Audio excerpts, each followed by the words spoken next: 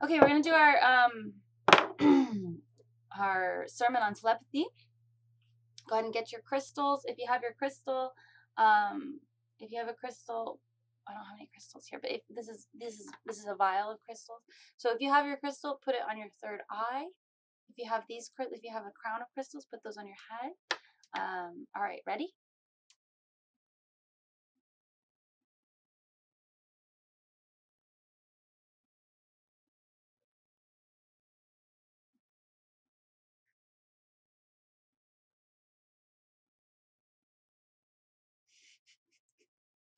Good joke, right? But I really was sending telepathic information to you. And if you got it, you knew that I was saying, this is this is our sermon on telepathy. Okay. Let me know in the comments if I don't know how to make this not blurry, you guys. I'm sorry. Let me know in the comments if you have experienced telepathy or shared dreams. So let's talk about telepathy. Telepathy is sort of this idea that you can share information using just your brain. You can tap into the collective conscious, you can tap into the brain of your friends and family.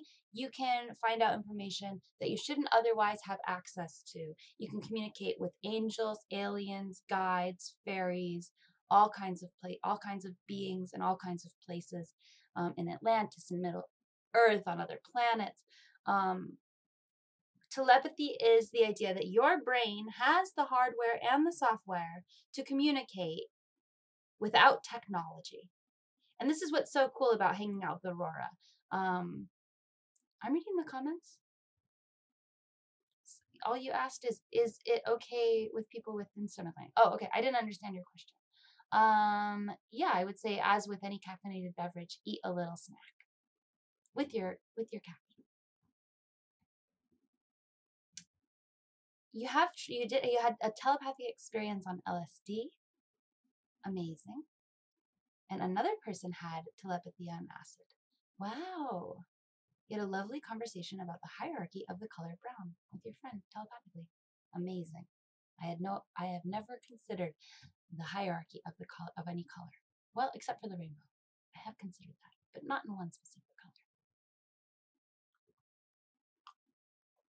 You have said things that people were thinking, but you thought you heard it as if they had said it.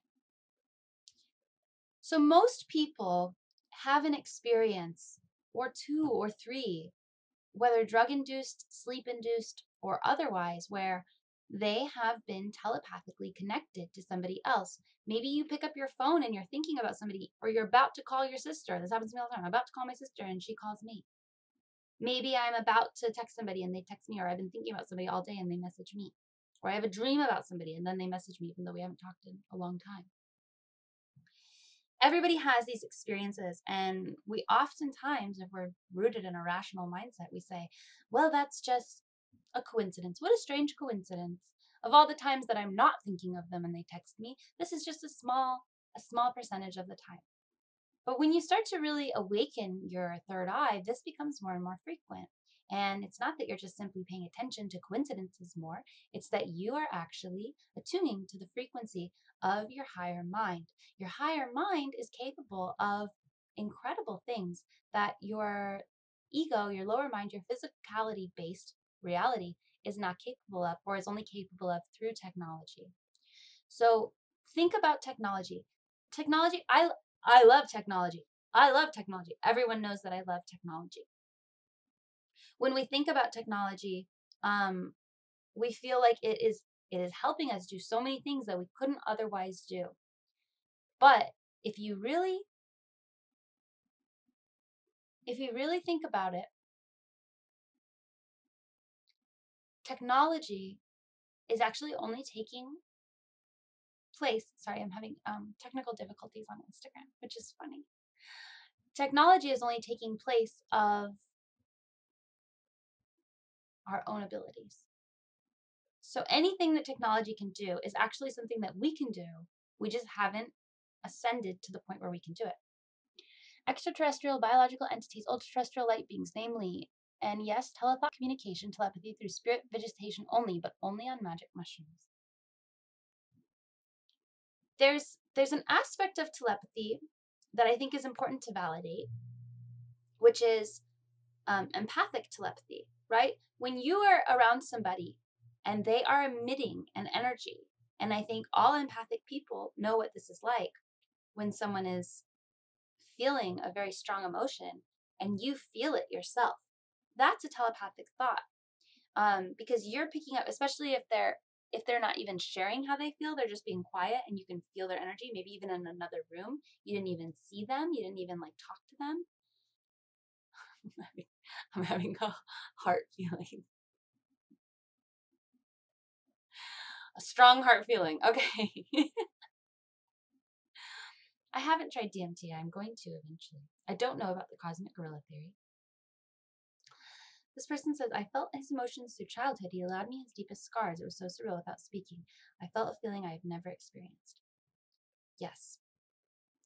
So validating empathy, empathic connection as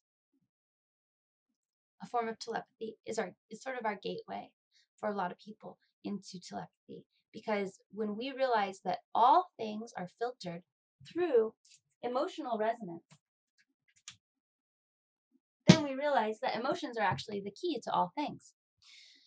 So if you are empathic, you are already 2 steps ahead of everybody else as far as telepathy goes. And a lot of times people who are empathic try to shut down their empathy, their empathic nature, because it's overwhelming. But if you can surround yourself with people who are in a higher vibrational state emotionally, and you know how to protect yourself from lower vibrational states as an empath, you can use those states to tap into other people's knowledge and their information. The way that I know these things, the way that I am telepathic, is oftentimes through sexual interaction. And I think it's because I can see through their eyes emotionally to connect to what they're experiencing in relationship to our interaction. And so that's for me, that's my starting point. So think about where you have had these experiences. Has it been in your family structure? You know, do you feel closely connected to one of your parents or one of your siblings or your grandparent or your aunt or your uncle? Do you feel that telepathic connection? And then do you feel it when you use mushrooms or LSD? Do you feel it when you are sharing a heightened experience, like a sexual experience? Are you feeling it when you are in a very high place or a very low place? Do you feel it when someone is about to die or when they're in trouble? So try to start recording when these synchronistic events have happened to you, when you've actually tapped into other people messaging you and other people connecting with you and you connecting with them and their energy, and when you have a dream and someone reaches out to you, these kinds of things, start recording them and start to pay attention to where's your doorway, where's your entrance point to going into a telepathic realm, and where's your entrance point to strengthening these things. So we're basically going to say, okay, I'm telepathic with my sister, I'm going to practice telepathy with my sister. So that's a space where okay, that's something I have verified. So with telepathy, we've got 2 things that we really want to do. We want to validate it and we want to legitimize it. So when you are,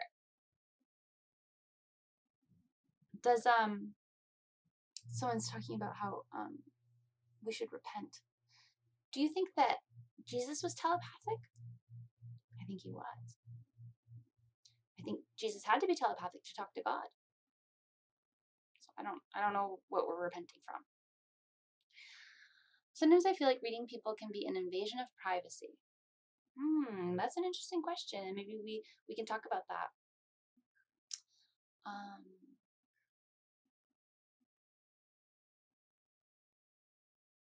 This person never told you about a trauma, but he told you a secret telepathically. Wow. Okay. So the idea of strengthening and legitimizing telepathy is the idea that you are telepathic, and the way to strengthen your telepathy is to believe that you can. If you don't believe in your own telepathy, if you believe that like you are that it's just a coincidence and you try to prove it wrong, try to say, well, that's not telepathic, you're not going to be opening up the doorway for more powerful telepathies to be happening. So from the perspective of, yes, this is something that happens. Yes, this is something that I have experienced. Yes, this is something that I can share with other people. From that perspective, then say, how can I strengthen this? And if you want to strengthen it, join the Telepathy Club. It's on Etsy. We're going to go through different practices. So I'm not going to go into those practices right now. But I will give you a few little tips. Telepathy is happening in your third eye. I believe that you send and receive telepathy into your third eye. Information is held in every chakra. It's held in the crown chakra, it's held in the third eye, it's held in the throat and in the heart and in the solar plexus and in the root chakra, or the sacred chakra and the root chakra, okay? Every chakra has different types of information, and you as a telepathic individual are going to be able to tap into that energy depending on your strength. You might feel people's emotional energy in the solar plexus. You might feel galactic consciousness above the crown chakra. You might feel collective conscious in the crown chakra. You might feel other people's telepathic thoughts in your third eye. And focus on your different chakras and really align them and work on them. This is just the same as any other clairvoyance, the same as any other spiritual progression. When we align our spiritual bodies, when we eat mostly plants, when we drink clean, unfluoridated water. A tip on water: I drink distilled water because the water where I live is really bad, and I distill it, and it's absolutely disgusting. But there's problems with distilled water as well. It's not alkaline and it doesn't have minerals in it. So I'm thinking about adding minerals. I add lemon. I add a squeeze of lemon to make it alkaline. So do your research on water.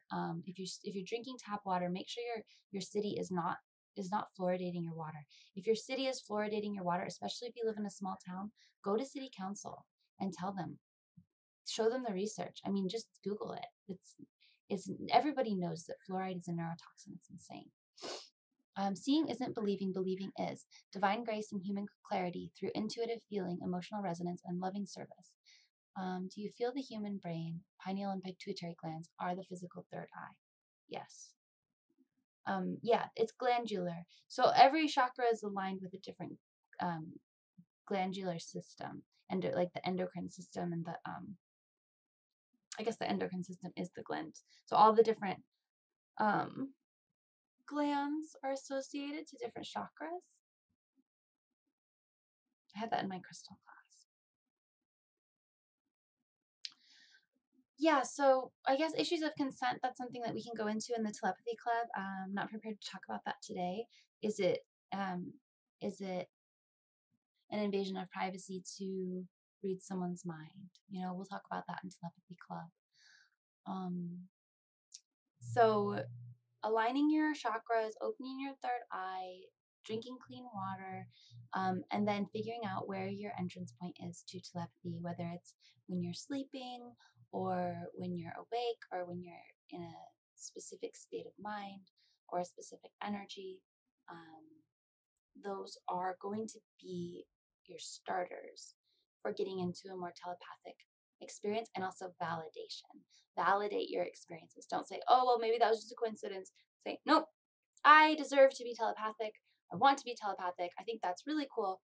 Oh, and when you're doing this, you guys, turn off your cell phones. Turn them off. Unplug your computers. Unplug everything. I mean, really, if you really want to focus, unplug all your wires from the walls. I don't do that, but if I did, I know my experience would be different. I turn my phone off some nights. I should do it every night, but I don't. I turn my phone off some nights and I sleep so much differently than when my phone is on. Try it out, you will feel it. Okay, that is all for today. Thank you for joining me. I'll see you next week, and I love you.